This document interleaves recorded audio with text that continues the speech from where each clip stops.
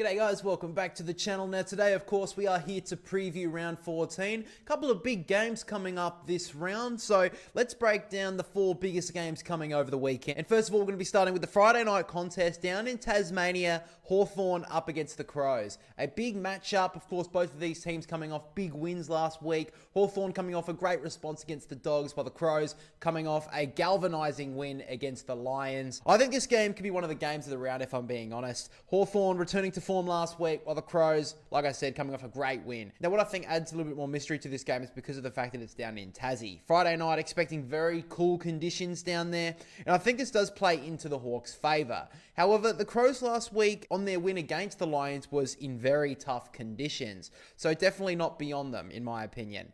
Now, I will be interested to see what Hawthorn do with the Dawson matchup. Hasn't been really needed as much as he was earlier in the season over the past couple of weeks. However, I think this game is built for a Jordan Dawson breakout performance. So I think that Newcombe will most likely go head-to-head with him at clearance. But if he drifts forward, I really don't know what Hawthorn are going to do, because I think a lot of the defenders of Hawthorn are just going to have their hands full with the other Adelaide Crows forwards. We've seen Ben Keys in career best form at the moment, and then you've got Phil Thorpe, Walker, Fogarty up there. Rankin goes through there at times. It's going to be really tough for the Hawthorn defence to then have to deal with Jordan Dawson drifting up there as well. Now, I think there is a way that the Crows can get this game won with their small forwards, as long as their tools bring it to ground in the tough conditions. I mean, Friday night in Tasmania, it's not going to be warm conditions for them. So if the ball gets bombed long, all they have to do is bring the ball to ground, get their dangerous smalls to get to work. But on the Hawthorn point of view, I think their forward mix at the moment can get it done. And we also have to talk about the probably career best form at the moment of Jack Ginnivan. Since his return, he's been one of the best players in the game as that half forward / small forward role. He has been so instrumental in Hawthorn's win last week against the Dogs. So I actually wouldn't be surprised if Adelaide put a little bit of work into him, try and get him off his game. I think this is a 50-50 game, if I'm being honest. So the only way I can split these two teams is on the location. So I'm going to be picking Hawthorn on the fact that it's down in Tasmania. They have a very good record down there. And I think the Crows got a little bit lucky last week against the Brisbane Lions. Obviously, with the Lions kicking 8 behinds in a row in that final quarter, really should have won that game. So the Crows got a little bit lucky. However, maybe that galvanises them. Maybe that makes them a lot better, a lot tougher. And this would be a great win for the Crows if they can win this one. That will lock them in that top 4 spot for quite a while. However, my brother is actually going to be tipping the Crows. He has said that the Crows beat the Hawks last time down there in Tasmania, and he thinks that the Hawks responded last week. He wants to see a lot more and do it again before he starts trusting them a lot more. He also points out that the Crows forwards will be too strong for the Hawthorn defence, which it's pretty hard to argue with at the moment. The Crows forward line is so potent, so we'll have to wait and see if Hawthorn's defence can stand up to that. Next game, though, I want to take a look at is the Saturday afternoon game between the Lions and the Giants. Brisbane coming off a tough loss against the Crows last week, like we previously mentioned, after dropping a game that they really should have won. They kicked themselves out of that game. After the match, we saw Chris Fagan in the press conference not really too impressed by that, so I would expect the response from the Lion this week. But same could be said for GWS. They were incredibly disappointing against Port Adelaide in Canberra. They only recorded 7 goals, and they were really beaten around the footy by the power mids, and the Giants have been so inconsistent this year.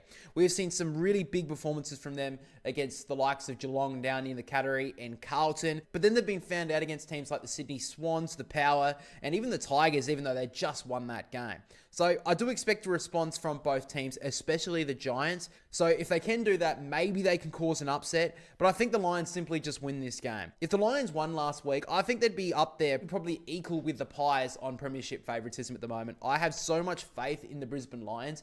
Even though they haven't really found that Danaher answer at this stage, I think they've still been really, really good to win games majority of the season where they haven't looked like winning. So last week was a little bit of a mulligan in my opinion. So I really trust the Lions. I think they're going to be really good this week up in Brisbane. Tough game at Adelaide Oval was always going to be tough for them to win. So I see Brisbane getting a response. Now my brother has also said the same. He said the Lions have won 6 of their past 8 games against the Giants. Both teams have been pretty inconsistent, but he's seen more from the Lions than the Giants in the past month or so.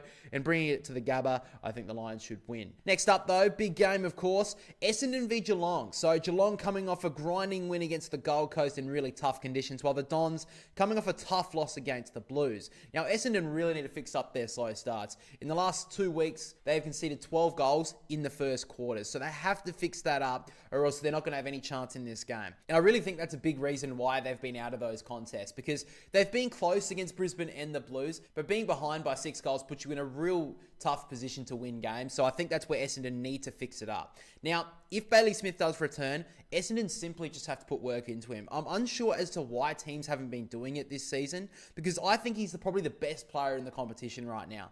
Now, I don't know what answer that is for the Bombers. Sam Durham will likely be suspended. I'm recording this on Monday afternoon before they actually release the tribunal or match review officer responses to those games. But I'm assuming he's going to probably be out. So Sam Durham, probably not the option. I think he's probably too slow for him as well with that burst that Bailey Smith always has. I really don't know what they're going to do, the Bombers, but they have to find an answer because he will just kill them all day. Now, unfortunately for Essendon, I think they could be on the end of an absolute drubbing here. Their defence is incredibly thin with all the injuries that they have, and with Cameron, Brian Myers, Tyson Stengel, and I mean, you could list off a couple more forwards that Geelong have had over the last couple of weeks are in absolutely ripping form. So I think this game has all the hallmarks of a Geelong absolute drubbing, maybe even a 10-goal win for the Cats. They have a very good record against Essendon as well. Now, my brother's also picked the Cats. He said they won the last 7 games against Essendon. Don't see that changing this week without big bodies, which has been a bit of a problem for Geelong in more recent times, so they'll have no problems there. The Cats should be able to kick a winning score against the Bombers' defence, which I tend to agree with. I think Charlie Curnow really should have banked in against the Essendon defence last week. I don't think the Geelong defence will let that slide. I think they'll definitely dominate this game. And then the final game I want to take a little bit more of a deep diver into is the Port Adelaide v Melbourne game. So Melbourne been really disappointing in their game against St Kilda a few weeks ago, but they are finding new ways to score in more recent times. Basically, since their shocking start of the season where they had 5 straight losses, they have been scoring for fun. I think the Power simply have to tag Cozzy Pickett. He was shut down against St Kilda by Windhager a few weeks ago, and it went a long way into St Kilda winning that game. So I think that Bergman probably gets that matchup. We've seen him playing a tagging role over the past month or so for the Power. I think he gets that role today. I think he's really good in the matchup if he runs through the middle of the ground, Pickett, and I think that he'll be able to stop him up forward. I also am really interested to see what Port Adelaide do with Max Gawn. In more recent encounters between the two sides, the Power have really gone after Max Gawn physically to try and put him off his game. So I will be interested to see if Port Adelaide keep going with Vizentini, the younger ruck, or if they'll go with a more big-body ruckman like Jordan Sweet. I think they may make a change there, even though Port Adelaide won last week. But overall, despite Port Adelaide winning against the Giants the week before, that was more of a response game, if I'm being honest. We have seen this narrative play out before for the Power. Ken Hinkley gets them up for a game after getting dragged through the media throughout the week. They record a shock win. They had that performance against the Giants. They were so tough over the footy, but I really can't see them doing it 2 weeks in a row. So I'm going to be picking Melbourne in this one. I think they'll be too strong through the middle of the ground, and I think they look more likely to score goals. At the moment, Port Adelaide really are relying on Georgiades to kick them a winning score. So I really think Melbourne can, shut him down, and then they should be okay to defend nicely and then kick a winning score. So my brother has also picked the Demons. He has said that Melbourne have won 3 of their past 4 games at Adelaide Oval. Port need to win in the midfield battle if they are any chance, but I also trust Melbourne's defence over Port Adelaide's forward line. So with that being said, guys, let's get to our full tip for round 14. So my full tips are the Dogs to win against the Saints, the Hawks to beat the Crows, the Lions to beat the Giants, Cats to beat Essendon, Fremantle to beat North Melbourne, Melbourne to beat Port Adelaide, and Carlton to beat the West Coast Eagles. And my brother's tips for round 14 are the Dogs to beat St Kilda, the Crows to beat Hawthorn, Brisbane to beat the Giants, Geelong to beat Essendon, Fremantle to beat North Melbourne, Melbourne to beat the Power, and Carlton to beat the West Coast Eagles. Now that being said, let's get to our certainty picks for this week. So my certainty pick for the week is the Dogs to beat St Kilda. Of course, the Bulldogs losing to the Hawks last week. And my brother's certainty tip is the Lions to beat the Giants. Of course, the Lions losing to the Crows last week. But guys, just before we end today's episode of the preview to the new round, let's just take a quick look at the tipping combo, of course, for the channel.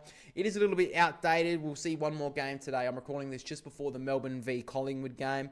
But at this stage, I have dropped to 19th position. I have had a shocking week over the previous week. I've only got 3 tips, and I have dropped right off the pace. I am currently 15 tips off of top spot with Leviticus. He is dominating right now. 6 tips in front of the boy from SNB, and then 9 tips in front of Ethan Sports. No one's used their Joker over the past few weeks. I'd be a little bit surprised if anyone uses it at this stage because of all the bye rounds. That's when I'm kind of waiting to use my Joker, yet to use it yet. My brother is 1 spot behind me, but he's already used his Joker. He's on equal points with me, so I've got him pretty well covered. But I'm going to have a really good Joker week to potentially steal a top spot from here. It's going to have to be a massive performance from me. I'm going to have to get almost full tips and get an 18 week just to have a chance. But guys, that's pretty much all we have for the preview to round 14. If you did enjoy it, of course, make sure to leave a like and subscribe to the channel. Really appreciating the support over the channel this week. And just wanted to quickly mention as well, the reason why there was no video essay out on the Monday was because the review came out on Monday, of course, with the late game over the week. So the video essay has been pushed back to Monday next week.